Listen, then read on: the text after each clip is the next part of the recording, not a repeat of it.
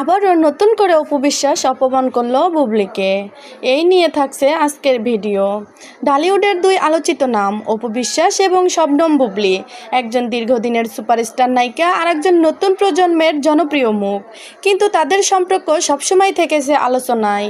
সম্প্রতি আবারও সোশ্যাল মিডিয়ায় ভাইরাল, অপু বিশ্বাস কি সত্যি বুবলিকে অপমান করেছেন? আজকের এই ভিডিওতে আমরা পুরো বিষয়টা বিশ্লেষণ করব, সত্যিটা খুঁজে বের করার চেষ্টা করব। ঘটনার শুরু একটি টেলিভিশন সাক্ষাৎকার থেকে, যেখানে অপু বিশ্বাসকে প্রশ্ন করা হয় বর্তমান সময়ের নায়িকাদের মধ্যে কাকে তিনি প্রতিদ্বন্দ্বী মনে করেন। উত্তরে অপু বিশ্বাস বলেন, আমি কাউকে প্রতিদ্বন্দ্বী মনে করি না, কারণ আমি নিজের জায়গায় প্রতিষ্ঠিত। এই কথাটি ছড়ে পড়ে সোশ্যাল মিডিয়ায়। অনেকেই ধরে নেন তিনি পরোক্ষভাবে বুবলিকে খাটো করেছেন।